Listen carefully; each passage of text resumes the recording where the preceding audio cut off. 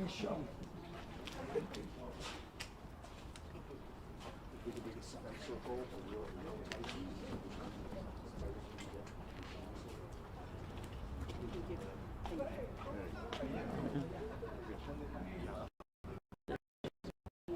All right, good afternoon. Today I'm joined by Michelle Gomez, Melissa Gomez, who organized the Puerto Rican Festival, and Jose Lopez and Leone Calderon, who organized the Puerto Rican Parade.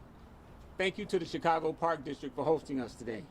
We're here at the Humboldt Park Fieldhouse, where our command center was located for the Puerto Rican Fest and Parade this weekend.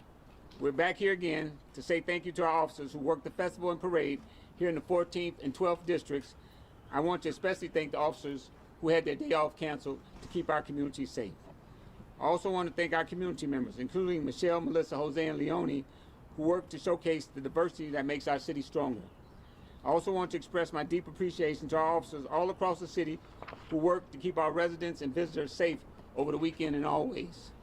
Throughout the weekend, officers were deployed to the Puerto Rican Parade and to other events happening in neighborhoods citywide. In addition to our residential neighborhoods and business corridors, our officers also work to safeguard our beaches and lakefronts. Similar to previous weekends, we deployed and adjusted resources in real time to address concerns as they arose. While many were able to enjoy their weekend safely, we do understand there's always more work to do. This weekend, we saw where we need to make changes and where we need additional resources. We're applying what we learned these past few weeks to our operations moving forward so we can continuously improve. We're also speaking to our officers who are out there doing the hard work on the ground. They see what's happening in our communities daily, and we're learning from them about what works and what we can do better. We're also grateful for the partnerships we have within the community. There are community organizers, corridor ambassadors, outreach workers, faith-based partners, violence interrupters, and even our youth who are stepping up day by day to join us in our efforts.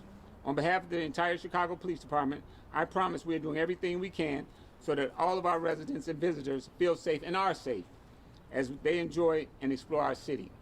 Before I take questions, I want to remind everyone of some safety tips, especially as more people are outside enjoying the weather. Be aware of your surroundings always, and if you see anything suspicious, always call 911. Keep your personal belongings close to you and walk in groups if possible. If you're driving, don't leave your valuables in your car, and always keep your vehicles locked. Also, never leave your car unattended or running. And as we see an increase in catalytic converter thefts, we encourage that you apply etchings to your catalytic converters to help us trace the stolen parts. Before I take any questions, I'd like to introduce Jose Lopez, Executive Director of the Puerto Rican Cultural Center. Thank you. Thank you, Superintendent. I think this is a historic event. In 45 years, we never had this kind of event to celebrate an amazing moment in the history of our community, in many ways the history of Chicago, and that we had the incredible presence of our mayor and all of his security team, and particularly the Chicago Police Department. This is what real community police relationship is all about. How we can enjoy our culture, how we can create ways of enjoying who we are and celebrate who we are, and at the same time keep everybody safe, and it becomes a safe and welcoming spot for everyone to come. Thank you very much. I think we should really understand that this is historic. Not a single incident was reported, but it's really sad that sometimes the news media doesn't really put this out to our community so they can see what real police community work is all about. Thank you. Oh, okay. Okay. Sorry. You want to say something? Michelle, come on.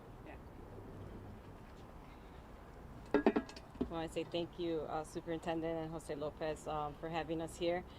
On behalf of the Fiesta Patronales Puerto Riqueñas and a huge team of volunteers and workers that helped put this event together and make it successful. Thank you to the staff, our security team, the Chicago Police Department, for an excellent job on keeping the community safe this weekend.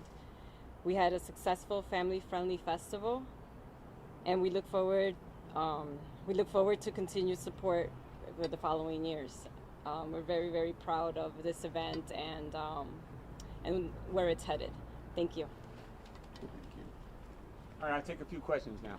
Superintendent, can you say or elaborate when you say that you see where changes can be made? Can you talk more about that? We're more laser focused on where we need to deploy resources.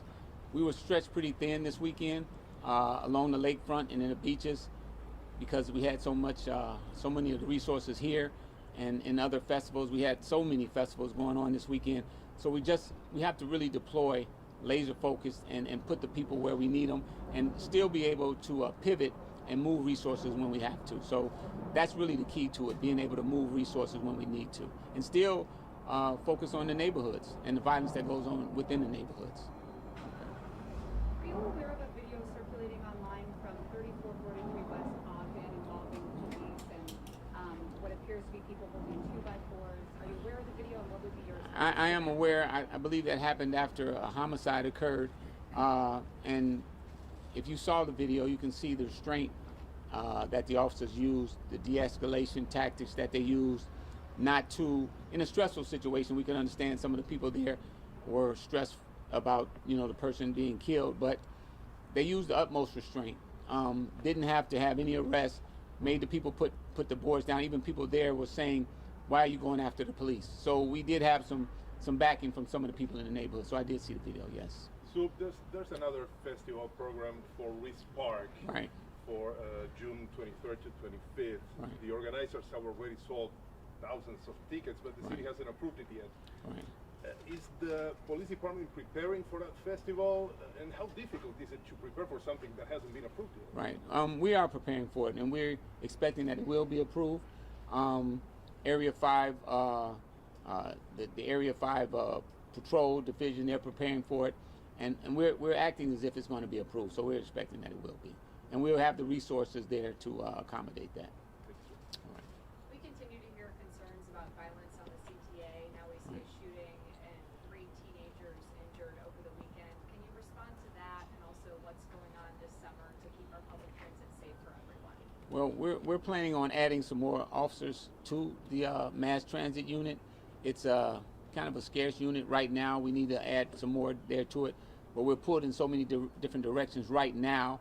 But that's what the plan is. I saw some of the video of that shooting, an argument that escalated into gunfire, which is always what I say. All these arguments are finalized or adjusted through gunfire. So that's just another example of it. It was right in the station there, but if you know that station at 95th Street, there's 2 different sides. The officers did respond and put a tourniquet on one of the kids who was shot, and we're looking at the video to see if we can identify the shooter. So yeah. Sure. This is a joint festival with the festival organizers. Can you elaborate more on what made it successful, just working with organizers and of course the fire department, and if there were any issues that you guys had to encounter over the weekend? I'm going to bring up Robbie Nieves, who was the overall commander of the operation. Robbie. So the event's success was a collaboration between CPD, the event organizers, and also the community as a whole. While it was a very fluid operation, as most of the festivities occurred not only within the park, occurred outside in the surrounding areas, there is no simple solution to traffic or individuals celebrating out on the street. So there are some trade-offs. So some of those trade-offs were residents possibly being inconvenienced driving to and from their homes, but we did the best that we could to ensure that residents were bothered as least as possible. But for the most part, the success was just teamwork and collaboration on everyone's part. And the commander from the 14th District, Commander Collazo, did a fabulous job with her team and worked with the organizers and the entire community. So it was a fantastic job by her. Thank you. Would you please say and spell your name into the mic? I'm sorry, it's Deputy Chief Roberto Nieves, Nieves. Thank you.